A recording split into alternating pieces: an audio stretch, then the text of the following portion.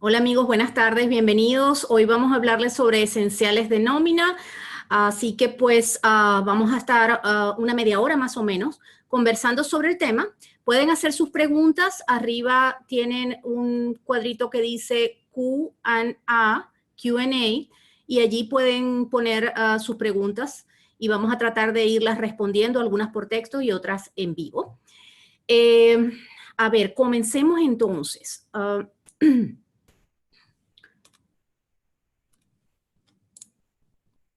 El primer concepto sobre el cual les quiero conversar es cómo diferenciar cuando una persona es un empleado o un contratista independiente.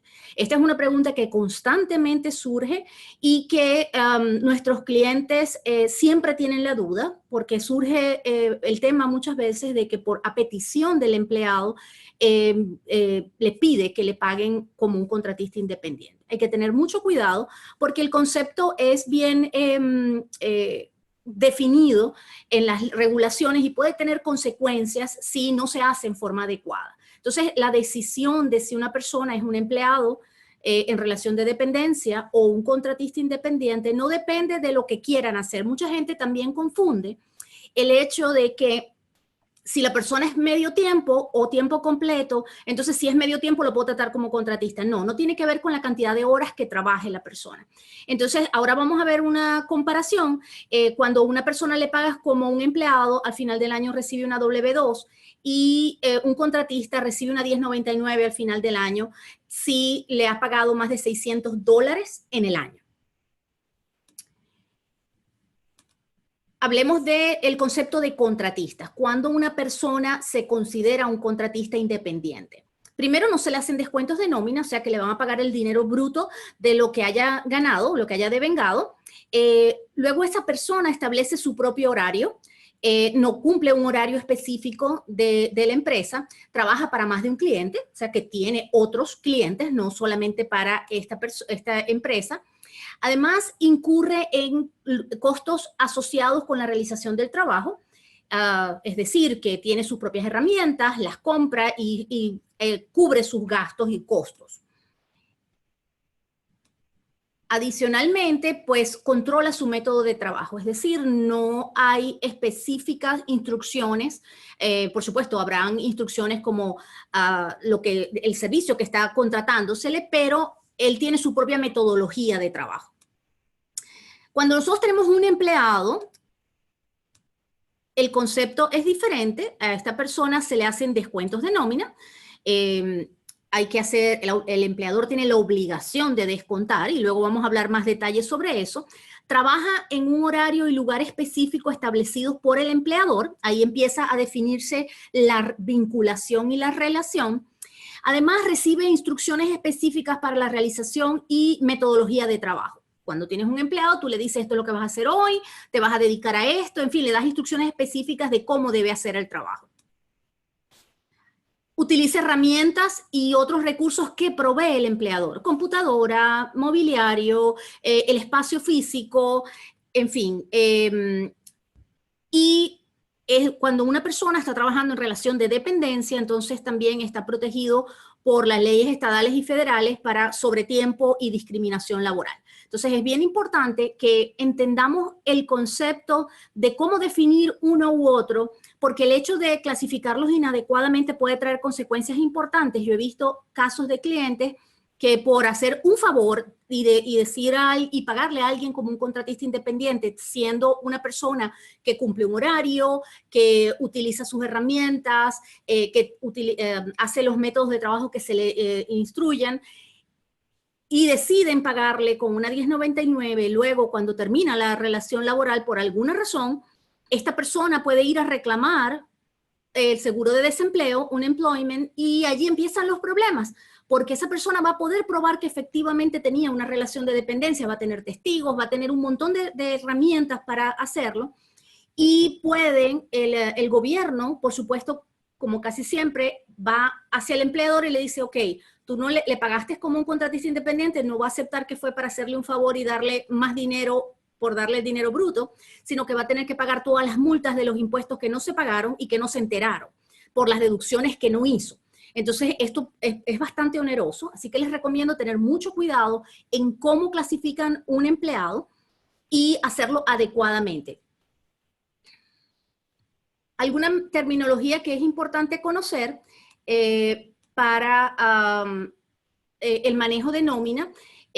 Por supuesto, nómina, el payroll, que es un proceso de pago a los empleados. El FICA, que es el el impuesto federal de nómina, donde se incluye Seguro Social y Medicare, y también se hacen retenciones de impuestos federales. El FUTA, que es el impuesto del desempleo federal,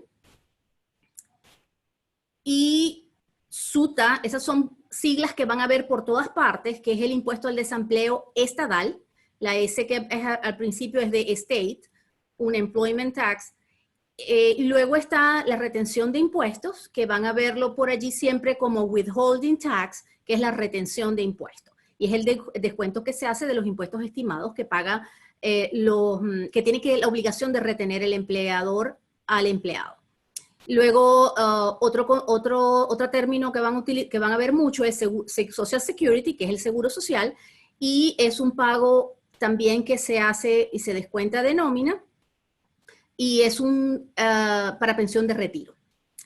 Y el Medicare, que es el pago de impuesto también a la agencia de Medicare, que es para cuidados de personas de tercera edad y personas de discapacidades. Muchas veces las personas confunden el Medicare con el seguro de salud. Realmente esto es un seguro que van a poder utilizar solo para el retiro, ¿ok?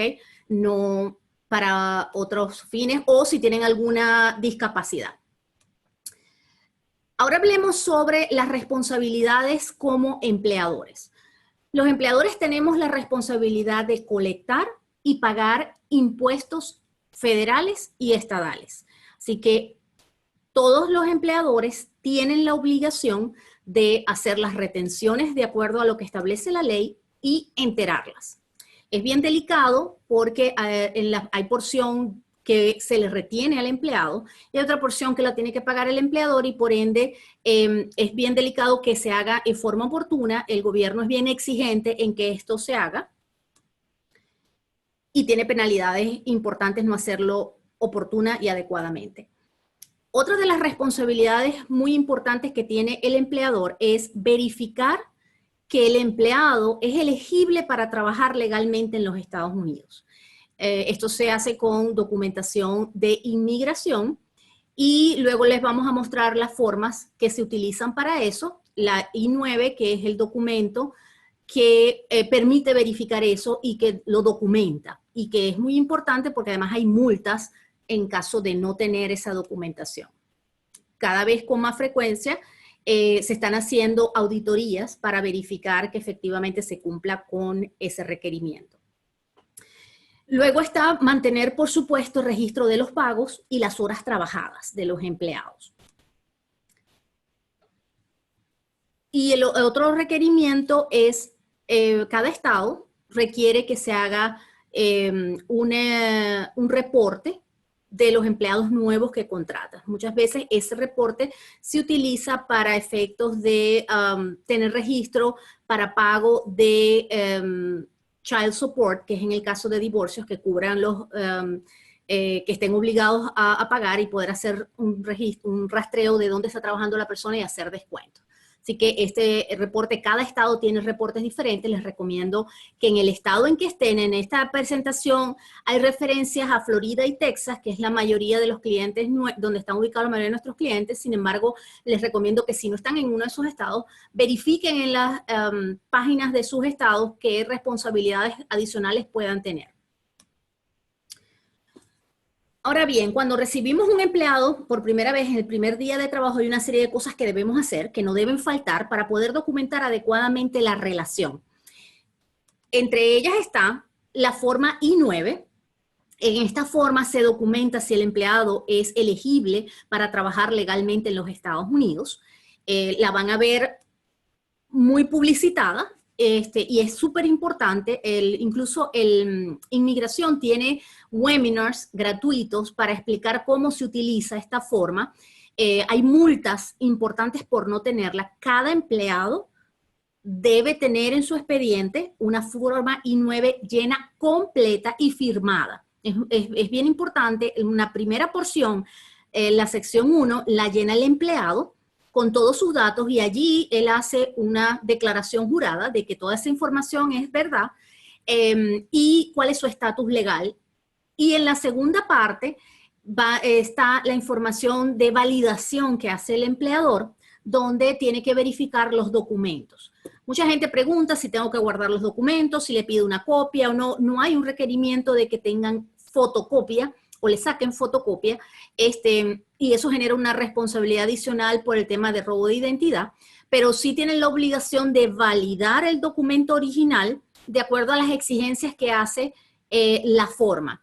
Es bien importante que la persona les muestre 2 documentos, uno que lo identifique, así que tiene que ser un documento que tenga foto para que puedan validar que efectivamente es de la persona, y otro documento que lo identifique como elegible para empleo. Por ejemplo, hay ciertos documentos que hacen las 2 cosas al mismo tiempo. Si una persona les muestra un pasaporte americano, lo identifica y además demuestra que tiene legalmente la posibilidad de trabajar en los Estados Unidos. Pero si una persona le muestra una licencia de conducir, lo identifica, pero no le da elegibilidad para ser empleado.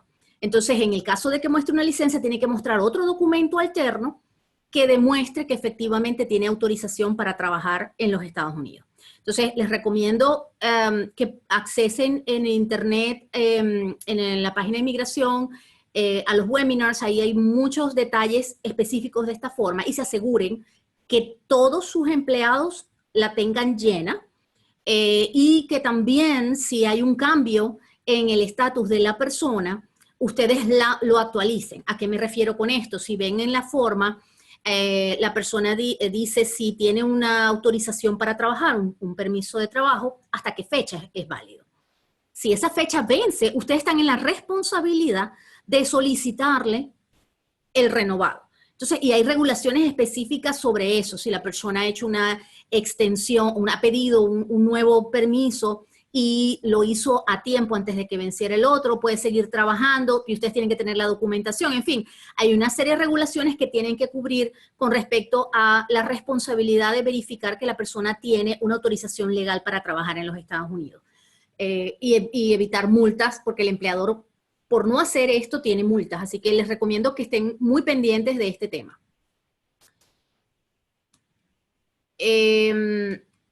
Ok, debe entonces mantenerlo para todos los empleados activos y luego que un empleado termina lo debe mantener por 3 años guardado en sus archivos. Así que es súper importante. La forma W4 es una forma que se utiliza para determinar la cantidad de dependientes que tiene la persona. Así que, y el estatus, si es casado, si es soltero. Es también algo que tiene que llenar el empleado y ustedes lo único que tienen que hacer es guardarlo en su archivo como soporte de los dependientes que tiene la persona y el estatus para efectos de poder determinar cuánto es la retención de impuestos sobre la renta estimado que tienen que hacerle en la nómina. Este formulario deben, como les dije, guardarlo, pero además tiene que ser actualizado cada vez que la persona tenga un cambio de estatus o de situación. Le nació un hijo, se divorció, se casó, todo eso cambia la situación y cambia, por supuesto, también las retenciones que habría que hacerle. La recomendación es que la W4 por lo menos se las llenen una vez al año, es decir, que en enero de cada año, preferiblemente, como mínimo, le pidan una actualización al empleado para que puedan recalcularle las retenciones. El reporte de nuevo empleado, que ven acá, es de la Florida. Es un reporte bien sencillo donde simplemente se le notifica de la contratación al departamento, al estado. Tienen que verificar en su estado qué tipo de reporte tienen que hacer para nuevas contrataciones.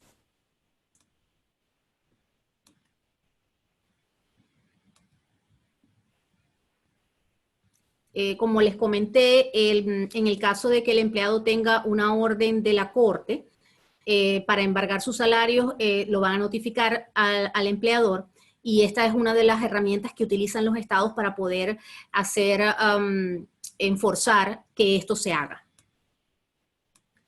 Continuando con el tema del primer día de trabajo, otros elementos que normalmente deben contemplar el primer día son documentos que deben firmar los empleados, como contratos de confidencialidad, políticas de la empresa, que los ayuden pues a que todo quede documentado, y autorizarlos a un depósito directo para el procesamiento de la nómina, que pues por supuesto la recomendación es que se haga lo más automatizado posible para evitar errores o multas que son muy factibles en el procesamiento de la nómina.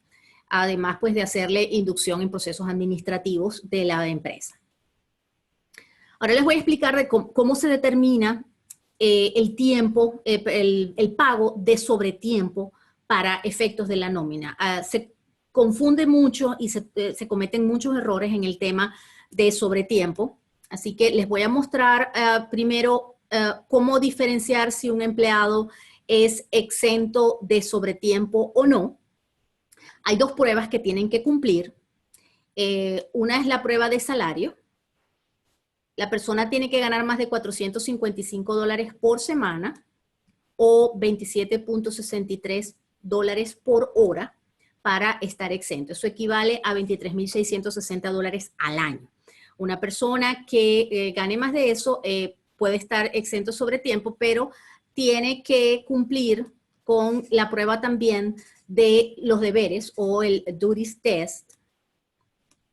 Personas que están exentas son personal administrativo, ejecutivos, profesionales en áreas creativas, profesionales en áreas de conocimiento especializado, vendedores en la calle y empleados que ganan más de $100,000. Si ustedes tienen una persona que cumple con el test de salario, pero no cumple con el de deberes, porque es una persona, por ejemplo, que está en una fábrica y es un operador, a esa persona no va a estar exenta. Así que tienen que tener mucho cuidado con que se cumplan con las dos pruebas para que sea factible que la persona esté exento de sobretiempo. Ahora, ¿cómo calculamos el sobretiempo? El sobretiempo se paga a 1.5 del salario, del valor de la hora regular que le pagan a la persona. Les voy a poner un ejemplo de un cálculo de una tarifa por hora de $10 y un pago cada 2 semanas. Vamos a suponer que la persona trabaja 8 horas el domingo, el lunes no vino a trabajar, trabaja el martes 8 horas, el miércoles 10, jueves 8 horas, el viernes no vino a trabajar, el sábado trabajó 8 horas, total de horas en la semana, 42. El pago de 42 horas es los 40 horas a $10 y luego hay 2 horas que se pagan a $15, que es el 1.5 del salario establecido. Luego está el pago de la otra semana, ¿ok? Donde trabajó 38 horas y se le pagan $380, que son las 38 horas a $10, ¿ok? Así que el total de pago son $810. Entonces, hay que estar muy pendiente de esto. Esta es la forma correcta de hacer el cálculo. Ahora les voy a mostrar la forma incorrecta. Esta es la misma persona que trabajó 42 horas y luego la primera semana y la segunda semana trabajó 38 horas. Y le pagan a $10 cada hora, no le están pagando sobre tiempo. La persona trabajó, la confusión aquí surge porque creen que por el hecho de que trabajó 80 horas en las 2 semanas, no hay que pagarle sobre tiempo, porque compensó las 2 horas de la primera semana con la segunda, ¿ok? Pero eso no funciona así, funciona por semana.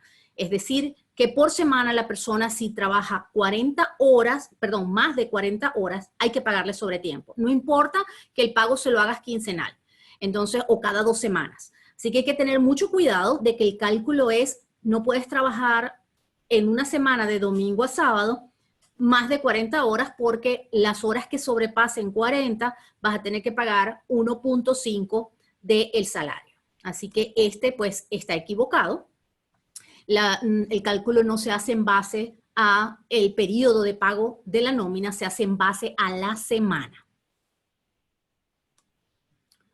Ahora vamos a hablar de cómo se calcula un pago de nómina. Este ejemplo incluye un salario bruto de $2,000. Luego hay una retención de impuesto federal. Esa retención se hace en base a unas tablas que existen, donde de acuerdo a la cantidad de dependientes y al nivel del ingreso de la persona, determina cuál es la retención de impuesto que se debe hacer. Luego está el Seguro Social y Medicare. En el caso de Seguro Social es un 6.2% hasta $128,000 anuales. ¿Ok? Ese es, digamos, el tope de retención de Seguro Social. Y Medicare es 1.45%, no tiene limitación.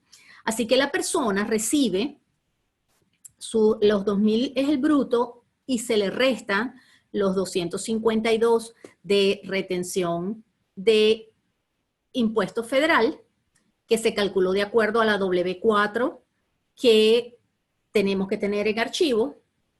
Luego se le calcula y deduce $124, que es el 6.2% de los $2,000. Y luego el Medicare, que es 1.45%. Así que su salario neto, es decir, el pago de nómina que se va a hacer, son $1,594. Así que esto es lo que recibiría el empleado en su cuenta de banco. ¿Okay? Ahora, no sé por qué esto no está avanzando.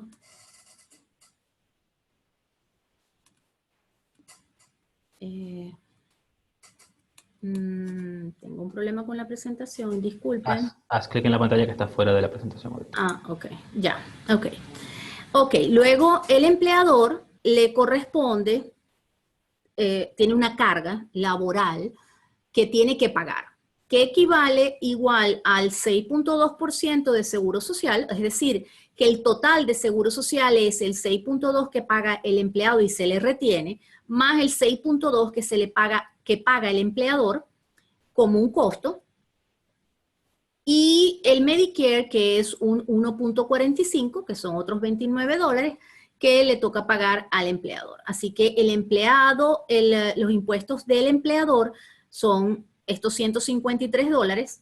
Quiere decir que el empleador va a tener que pagar esta cantidad más esta cantidad de los impuestos, ¿ok? Lo que le paga el empleado, que es el neto, y luego el dinero que le tiene que pagar adicional por el costo laboral.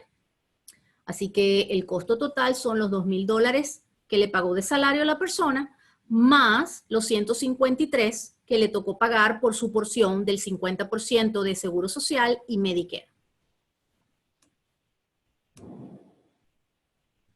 Okay. El cálculo es el pago al empleado son los 1,594 y los 558 son la sumatoria de las retenciones que se hicieron más el pago total que le toca pagar al empleador por los impuestos que tiene que pagar, su porción de los impuestos que tiene que pagar, que es lo que suma los 2,153 que les mencionaba. Ahora hablemos de el impuesto al desempleo. El seguro para desempleo lo paga el empleador, no es una retención, es un gasto adicional que tiene el empleador, y cada estado tiene tasas diferentes. En este caso les vamos a mostrar las tasas de Florida y de Texas. Las tasas varían. Esto funciona como un seguro realmente, y entonces dependiendo de la cantidad de personas que desemplees o que despidas injustificadamente, esta tasa puede subir o puede bajar. Entonces, en el caso de Florida va desde 0.1 y puede llegar a 5.4, en el caso de Texas 0.46% y llega a 6.46. Normalmente hay una tasa de entrada que te colocan y luego después con la experiencia va aumentando o disminuyendo.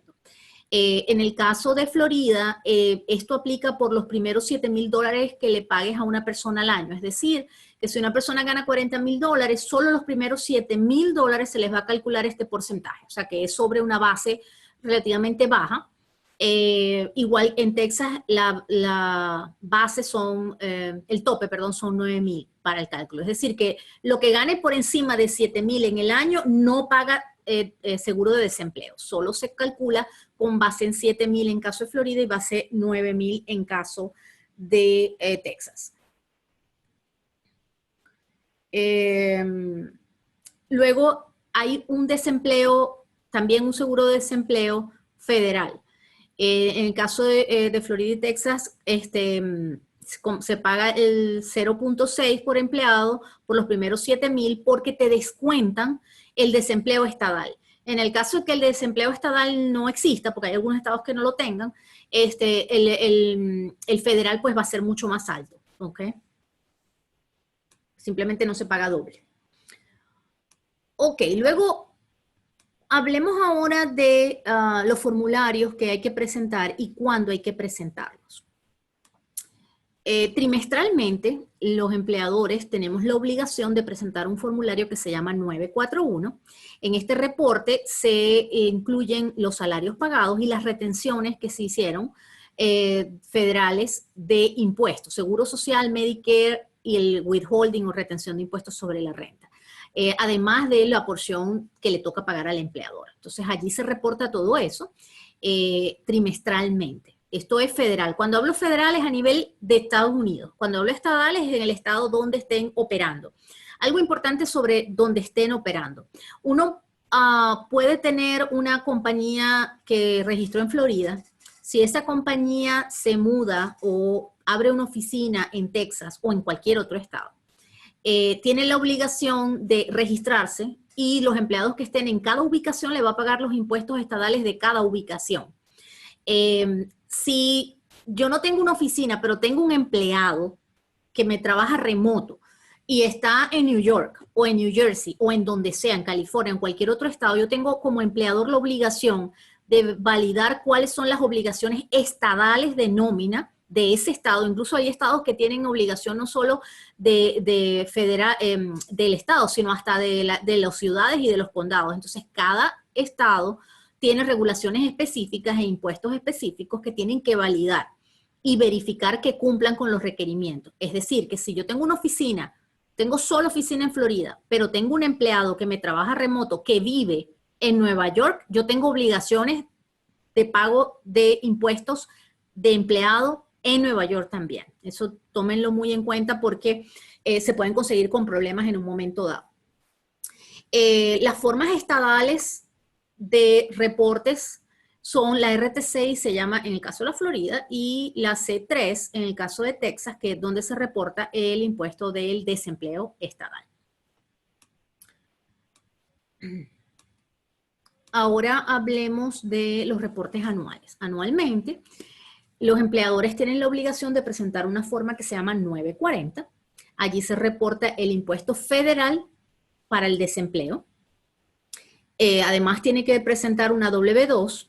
La W2 tiene la obligación de enviarla al IRS, que es el que regula los impuestos federales, y además hacerle llegar al empleado una copia de la W2 también, para efectos de que pueda hacer su declaración de impuestos sobre la renta. La forma W3 es una sumatoria de todas las W2 de la empresa. Solo hay que presentarla en caso de que la W2 no se presente en forma electrónica, si no, no hay necesidad de presentarla. Es muy importante que cuando se hace el trabajo de cierre final de cada año, se cuadre que todas estas formas coincidan, es decir, que la suma de todas las W2 incluyan el reporte, lo que se dice en el reporte de las 941 que se presentaron trimestralmente, y se haga una conciliación de todo esto para evitar que hayan errores en los reportes. Ahora hablemos de cuándo se pagan los impuestos. La 941, donde se incluye el seguro social, Medicare y la retención de impuestos sobre la renta, varía dependiendo del monto a pagar. Si el monto de impuestos retenidos y lo que nos toca pagar es menos de $2.500 al año, entonces se puede pagar trimestralmente. En caso de que sea mayor de 2.500 y menos de 50.000 al año, entonces lo tenemos que pagar mensualmente. Ahora, si pagamos más de $50.000 de impuestos anuales, entonces nos toca hacerlo semi-weekly, que es cada 2 semanas, pero no exactamente así. Es un poquito más complicado porque lo ponen los viernes o miércoles después de cada pago, así que les No, recomiendo que tengan. no es cada 2 semanas, es cada 2 veces a la semana. Ok, perdón. Semi-weekly, tienes razón, disculpa. Es 2 veces a la semana que hay que pagarlo. Las reglas, como les dije, son un poco más complejas que lo que les estoy diciendo, así que es bien importante que las lean con detenimiento o, por supuesto, tengan, la recomendación siempre en nómina es que tengan un servicio lo más estructurado y automatizado posible para minimizar la potencialidad de multas y errores porque son costosos.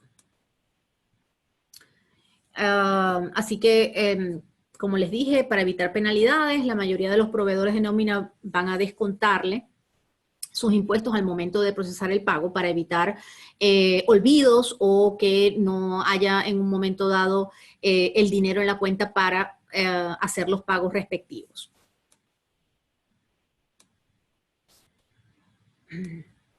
En cuanto a las formas estadales para el pago de seguro de desempleo, se pagan trimestralmente y la 940 se puede hacer anual o trimestral. En caso de que se pague más de $500 al año, hay que hacerlo trimestral. Ahora hablemos cómo escoger un proveedor de nómina. Características importantes que tienes que tomar en cuenta para escoger un proveedor de nómina adecuado. Los costos, por supuesto, ese es un punto primordial. Luego, qué integración tienen con sistemas que estén utilizando contables o gerenciales o de control de tiempo. Y luego, pues, gerencia de beneficios que puedan proveerle de acuerdo a los requerimientos que tenga su empresa.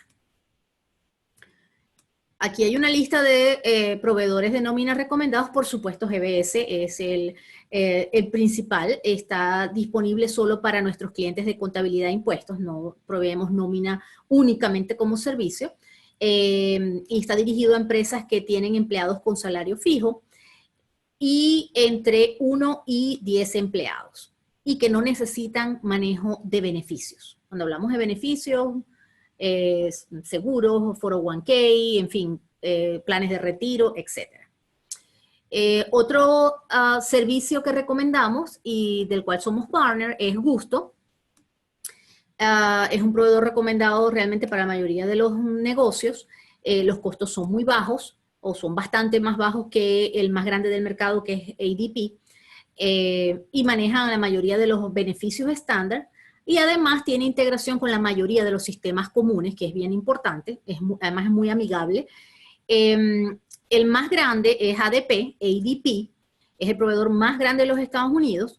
Normalmente también es un poco costoso comparado con Gusto y con GBS. Maneja todo tipo de beneficios, eso sí es indudablemente, pues ellos tienen un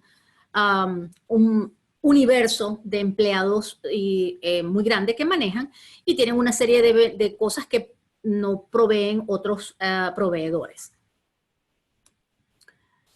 Ahora les mostramos algunos enlaces importantes. La I-9, como les decía, para encontrar la W4, todo eso lo pueden conseguir en internet y bajarlo. Luego el Departamento de Labor para conseguir información y guías sobre tiempo. Y también el IRS, cómo entender cuándo es un empleado y cuándo es un contratista independiente. Así que en internet pueden conseguir enlaces con información útil. Esta presentación va a estar en YouTube, así que van a poder ver esta información cuando gusten. Nosotros, pues, les agradecemos habernos acompañado hoy. Se extendió un poco más de lo que esperábamos, creíamos que lo íbamos a poder hacer en media hora, pero bueno, es mucha información. Espero que les haya sido de utilidad y como siempre, pues nuestra misión es crear oportunidades para inversionistas, ejecutivos y empresarios que quieran pues emprender y manejar su negocio y hacer crecer su negocio en los Estados Unidos. Así que les agradecemos y les damos las gracias por acompañarnos hoy. Esperamos que les haya sido de mucho provecho y vamos a seguir teniendo webinars para ayudarlos a manejar sus negocios en forma exitosa. Ahora vamos a abrir un periodo de preguntas y respuestas. Jorge, gracias.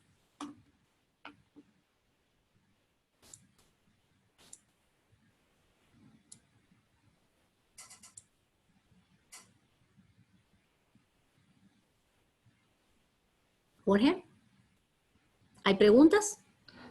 Al momento no tenemos preguntas que no hayan sido respondidas durante el transcurso del webinar.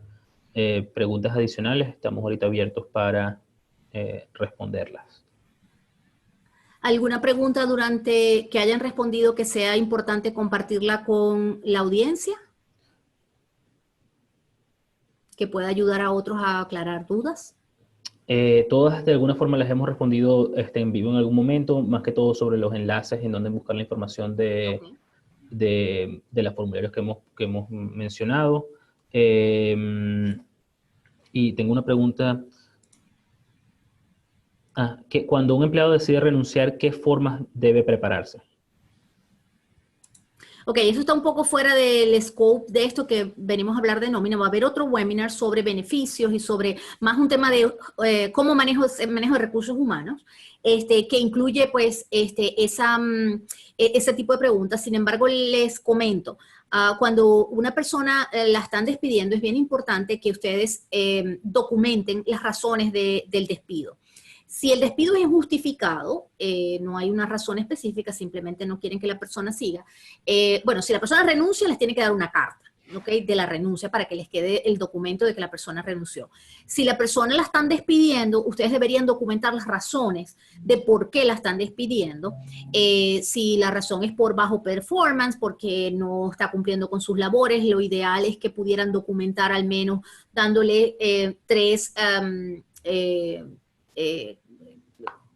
warnings, o buscando la palabra en español, disculpen, donde le puedan decir a la persona, ok, está fallando en esto, y lo dejen documentado, al menos 3, para que en el momento de que la persona vaya a reclamar un employment, ok, ¿se acuerdan del impuesto de seguro al desempleo?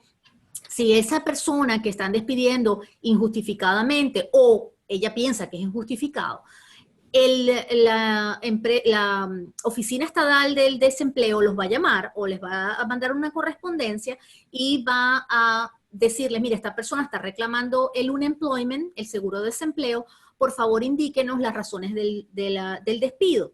En el caso de que ustedes no puedan justificar el despido, esa persona va a cobrar el unemployment. Entonces, eso simplemente va a hacer que su tasa de unemployment aumente. Entonces, la recomendación es que lo documenten. Lo mejor es al menos 3 warnings previos al despido para que tengan soporte suficiente en caso de, que tengan el reclamo por un employment. Eso es básicamente lo que deberían hacer. Además de que, por supuesto, la persona les entregue cualquier documentación o activo que tenga de la empresa, como una computadora o llaves de la oficina. Digamos, eso es, digamos, un tema normal en cualquier despido de una persona. ¿Alguna otra pregunta? Sí, tenemos una pregunta. Si el empleado recibe un bono adicional por razones de motivación o razones de performance, comisión de venta, ¿cómo se calcula el impuesto sobre eso? Exactamente igual como nómina. Eso es una pregunta interesante porque mucha gente cree que puede hacer una combinación de pagos, es decir, bueno, esto como es un bono extra o extraordinario, no le retengo impuesto y se lo pago y le doy una 1099 al final del año por esa porción y el resto, que es el salario, digamos, recurrente que le pago, entonces sí le hago las retenciones. Pues no, señores. Lo que le paguen a un empleado, si la persona tiene una relación de dependencia, lo que le paguen sea un bono especial, sea el sueldo recurrente o lo que sea, incluso hasta beneficios como por ejemplo si le pagan a la persona por la renta y le están pagando la renta de su casa, eso también se considera parte del salario y también hay que pagar seguro social, Medicare y hacer retención de impuestos sobre la renta sobre esa porción de esa asignación que tenga. Entonces hay que tener mucho cuidado porque cualquier ganancial que tenga la persona que trabaja en relación de dependencia debe retenérsele seguro social, Medicare y el impuesto sobre la renta correspondiente. Sí, y las únicas cosas que son exentas a impuestos en el momento de pago son reembolsos de gastos, y para eso debe tener la compañía algún tipo de factura o soporte para ese pago. Y hay una serie de otros beneficios que los pagos se convierten en exentos, ayuda educacional, pero bueno, ahí estamos entrando en temas que también hay que ser mucho más específico porque hay que documentarlo de una forma adecuada para que pueda ser después. Sí, en el próximo webinar que vamos a tener sobre beneficios y sobre recursos humanos, vamos a dar un poco más de detalles sobre esas opciones que hay para beneficios que son gananciales que tiene la persona que pueden estar exentos de impuestos para los empleados. ¿Qué implicaciones legales ocurrirían si se contrata una persona no autorizada para trabajar en el país? Ok, como empleadores, como vimos, tenemos la obligación de validar que la persona está autorizada para trabajar. No debemos contratar. El riesgo es que si hay una inspección o hay algún problema y tengan mucho cuidado, por ejemplo, porque si la persona tiene un accidente laboral, pueden surgir situaciones muy complicadas, así que no corran el riesgo de contratar a alguien que no tenga un permiso para trabajar porque se exponen a multas importantes, porque la obligación, como les decía, es que les puedan llenar una I-9 y que ustedes tengan la documentación y la hayan validado de que esa persona tiene toda la documentación legal para trabajar dentro de los Estados Unidos.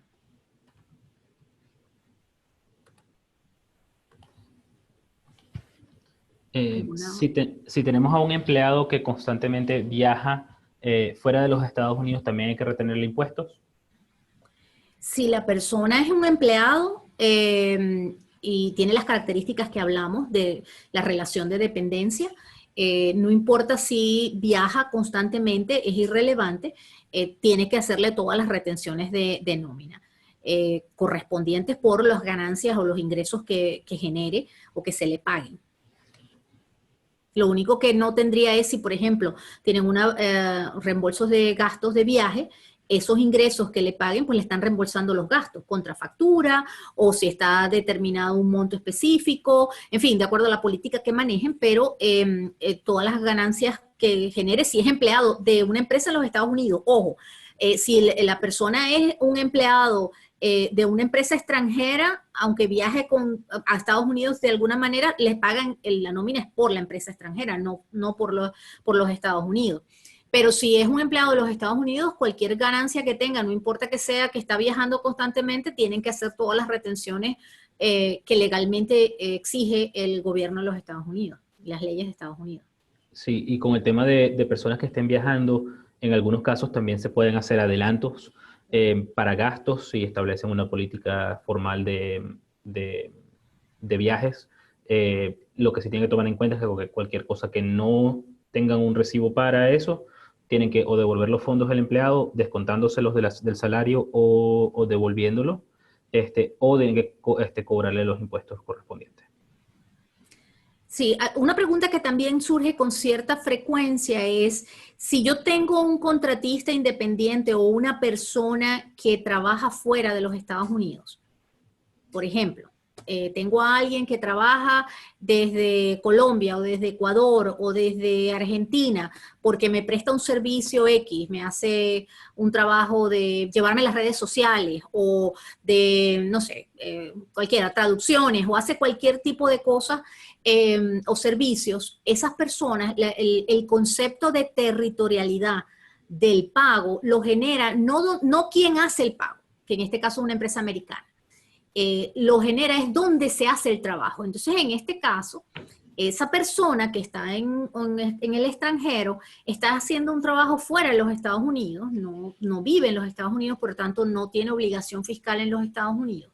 Entonces, la recomendación en ese caso es que ustedes le hagan llenar a la persona un documento que se llama W-8, que es como una declaración jurada de que la persona es extranjera y vive fuera, tiene su dirección, su nombre, etcétera.